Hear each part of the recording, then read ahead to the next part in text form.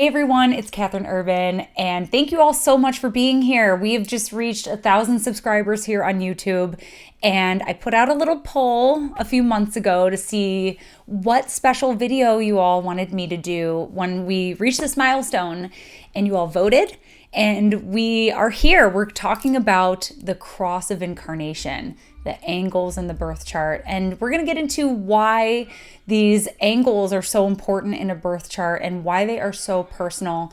And we're also going to talk about why I sometimes refer to them as the cross of incarnation. So we're going to do a little demonstration. And but before we get into that, I just want to thank you all so much for liking, for commenting, for sharing, for subscribing. It's really helping me to continue to bring astrological education and forecast to you all. So thank you all so much. So let's go ahead and I'm going to share my screen here. So if you are not familiar with what the angles are, I'm going to point them out to you first. And right now, this is what time it is where I am. I'm here in Cleveland, Ohio. If you didn't know, that's where I live. And yeah, so this is the chart of the moment right now, but I'm using a program called Solar Fire, and this is the animation page. So this is going to help me to animate the chart by day, by hour, by year, by second. It's a really neat tool for all sorts of reasons. But yeah, so the angles are basically going to consist of the ascendant, the descendant, the midheaven, and the IC. And you'll have to watch because not all chart programs will, especially if you're using whole sign or equal sign houses, not all of them will put the descendant in the chart or the IC. Just know that they're always going to be 180 degrees opposite from the ascendant, which will most always be listed unless for some reason you don't want it to be. And same with the IC to the midheaven. They're always going to be opposite to one another. So you can always, in your chart configuration program, whichever you use, you can always opt to add those in. I like to so that I never miss anything. But those are the angles of the chart. And the angles are the most sensitive, the most time sensitive as well, points in the birth chart. And here's the reason why. So if you say today is your birthday, say we have two babies being born today. Today is February 2nd, 2022, 2222. So say we have two children being born on the same day today. Well, what makes them different? What makes them to have different personalities and different destinies and things like that? And, because the planets don't move all that fast in one day.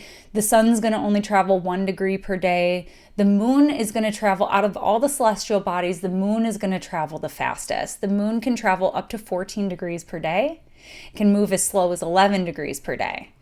And then everything else is going to move a lot slower unless Mercury is moving fast. And right now it's stationary, so it is not. But let's just animate this chart by a few hours. So say we have a baby that is born right now. They have a Cancer rising. The ascendant is going to tell us that. And I'm using whole sign houses. I will go over what this means for quadrant houses as well. But so yeah, let's just animate the chart. So if we have a baby born right now, they're going to be a Cancer rising. That means that the ruler of the chart is going to be the moon. The moon is then applying to Jupiter. That's incredibly fortunate in the 9th house. So there's going to be a lot of mystical abilities here with this person. And, the ruler of the chart is very, very important. It's the helmsman. So if the ascendant is the helm of the ship, then the ruler of the ascendant is going to be a very, very important component in any given chart. We call it the ruler of the birth chart. And so depending on what time you're born, you're going to have a different planetary ruler. So if we just animate the chart forward by 1 hour, that puts us with a Leo rising. And then the sun is going to rule that chart. And here we have a very different picture. We have The sun, which is in its detriment in Aquarius, applying to a conjunction with Saturn in the 7th house. This could describe challenges in relationships, perhaps. It could describe that this person may not find the love that they desire until a little bit later in life. There's all sorts of things that this could insinuate. But point is that this is going to be a very different chart. So the angles, they move the quickest. So here I'm going to demonstrate here just how quickly they move. So I'm going to select minutes, and we're going to animate this chart forward here. We're going to speed this up a little bit. So you see how quickly the angles move. And here I'm just going to pause it in the sign of Virgo. So we see how quickly that the angles will move. Now, the ascendant will move about anywhere. Well, let's start with we'll start with the ascendant. So the ascendant is going to move it's going to change signs every 1 to 3 hours, depending on where you are in the world and depending on which sign is rising. So there are some signs that have slower ascension rates, and there are signs that have faster ascension rates. And ascension meaning rising. Okay, so this is the rising sign. The sign on the first house cusp, the sign of the ascendant, that is your rising. And the reason for that is because this is the place where the sun rises, and this is where all the planets rise. So this is the eastern horizon. This is where everything is going to be rising and culminating at the midheaven. So we're just going to skip ahead here. So we're rising and we're culminating at the midheaven. These are turning points, okay? The ascendant is the angle in which the planets enter above the horizon. They reach their highest culmination point with the midheaven, and then they're going to set on the descendant. And then there will be something called an anti-culmination, where they will culminate on the IC, and then they will start to kind of rise up again. And the planets will be rising from the IC all the way to the midheaven, at which point they begin to set. And they set officially below the horizon at the descendant. So each of these angles are very, very important in the chart. Let's go over what each of them are, and then we'll go over a little bit more about speed of rising. So the ascendant, very important angle in the chart. So the ascendant is about who you are. The ascendant is what people see first. The ascendant is the piece of your personality, of your identity, that is most obvious and most readily available to people who are meeting you one-on-one. And so, everything. The ascendant in some chart schemes will mark the first house cusp. So if you're using quadrant, aka Placidus, or any of those types of house systems, the ascendant will always be the first house cusp. If you're using equal houses or you're using whole sign houses, the ascendant will always, always, always be in the first house. So the ascendant is the most personal angle to you. And it's going to describe your physical appearance. It's going to describe your physical body. It's going to describe your general vitality levels, how you face the world, and general attitudes towards life. And it's what people are going to see about you. So we have all these other components of our personality, and all these different planets are going to occupy different houses, but they also rule the different houses. So just because you have an empty house, say we have this empty 11th house ruled by Leo, we're going to look to the sun to get details about that 11th house. So that's the other reason why these angles are so personal, because they are going to decide which planets rule which houses. So it's very, very time sensitive and very cosmic in so many ways. So the ascendant is going to be the most one of the most important pieces of your chart. It's going to define so much of your character, your personality. And then people will start to, as they get to know you, they'll get to start to understand the other planets in your chart. So yeah, the ascendant, super important. Everything that has to do with you, your physical body, your identity, how you face life. Similarly, across the way, we have the descendant. The descendant is the relationship point. So that planet, or that point rather, is going to describe a lot about relationships, among other things. The midheaven, this is probably second in line next to the ascendant for the most important angle, because the midheaven is very visible. So the midheaven is the angle that is going to describe about your public persona. It's a career point. People are going to, you could look at the midheaven to tell you a lot about your vocation, your calling, your career, how you're known in the public. The midheaven, the sign on the midheaven, is going to tell you a lot about your social media persona too, because that's a public persona. 9 times out of 10, when people try to guess my sign on YouTube, they're guessing my midheaven. So that is proof. So this is your public persona. The IC opposite, that's your root. That's going to tell you about your heritage, your ancestry, your family, your origin story. That's going to tell you also literally about your family, but also your family line. It's going to tell you about your home, your early life, your early experience, as well as your whole chart, really, in so many ways. But that's a whole other story.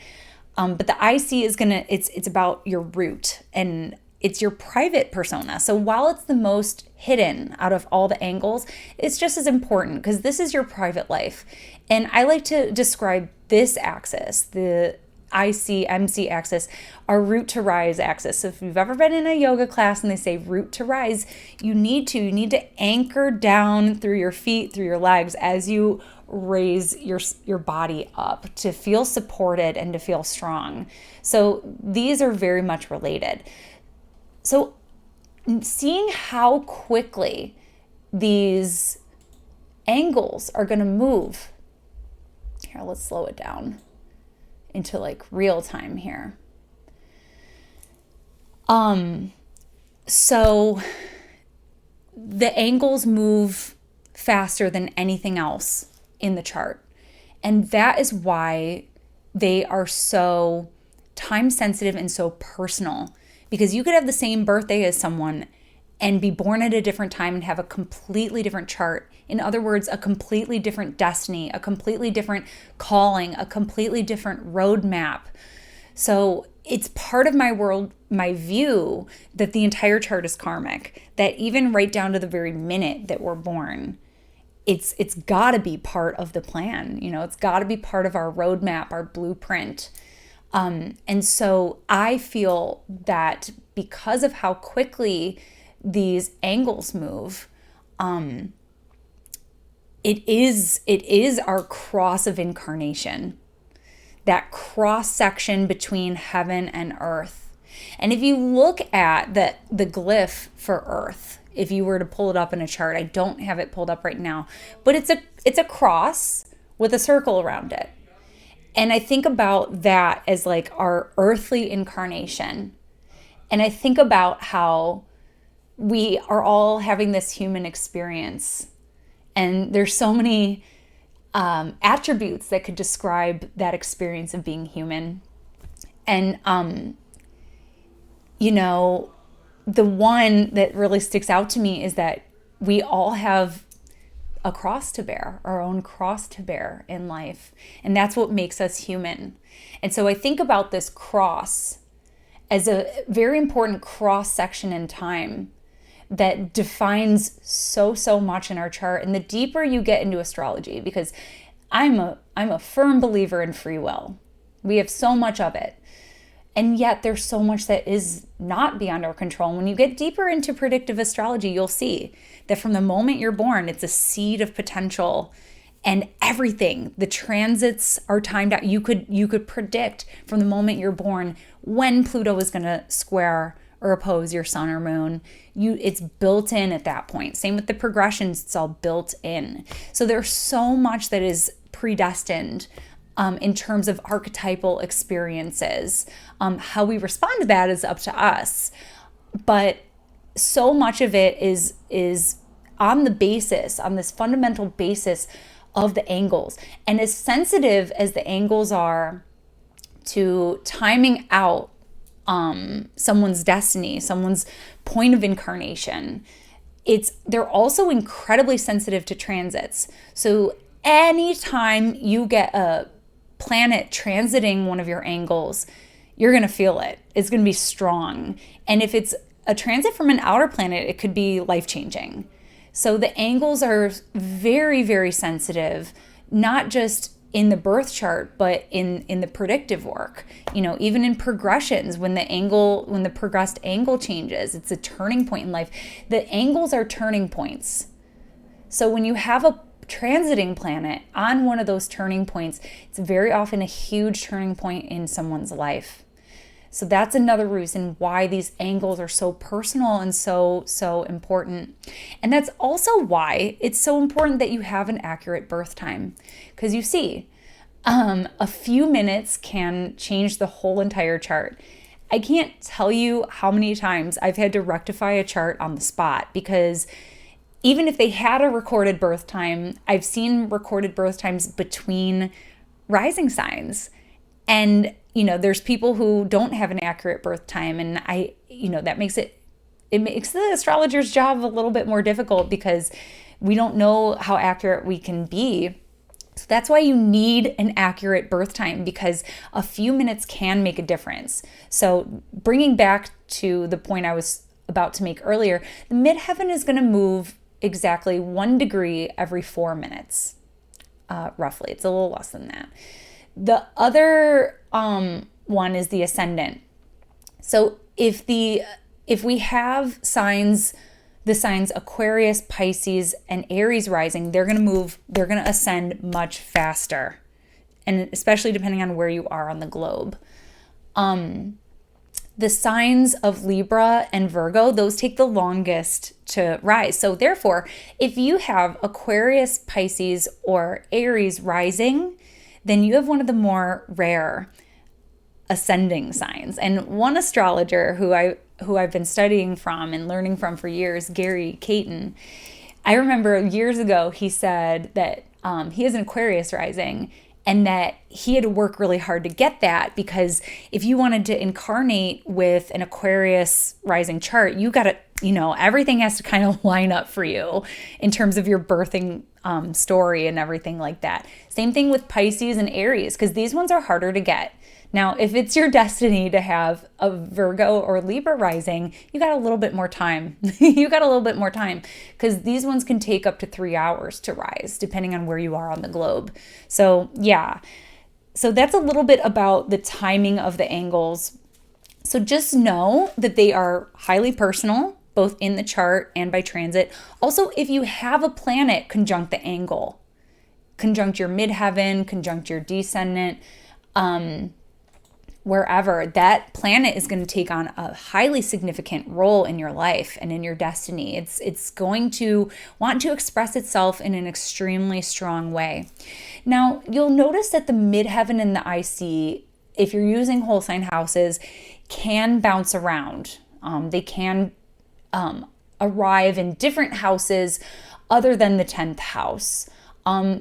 Think of them as a point. If you work with the lots, if you work with the Arabic lots, we can think about it as a point. The 10th house will still be a career house. It'll still be your public house.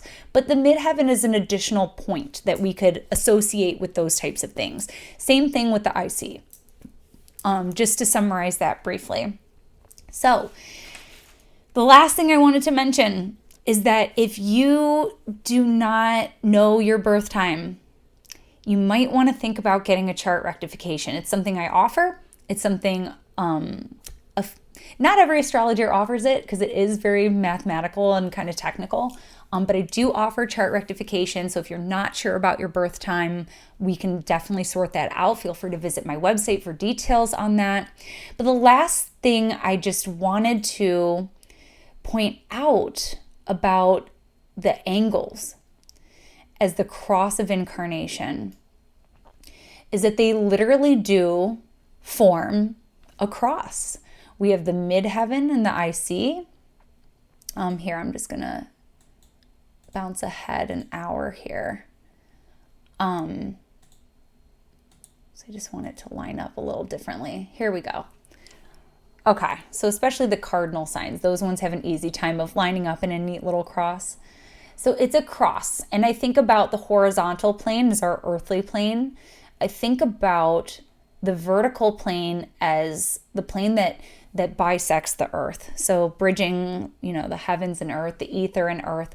So it literally is a point of ensoulment. It literally is the energies of the heavens coming down and meeting us in the earth plane. It is an intersection of these two planes. And that is the moment that we, in our birth chart, it really represents our first breath more than anything else in the chart because it's the most time sensitive. So really cool to meditate on. So think about it, meditate on this, chew on it. And thank you so much for being here. And we will do another one of these special videos when we reach 2,000. So thank you so much for liking, commenting, subscribing. And I look forward to connecting with you more as we continue to plug along. All right. Take care, everyone. Bye.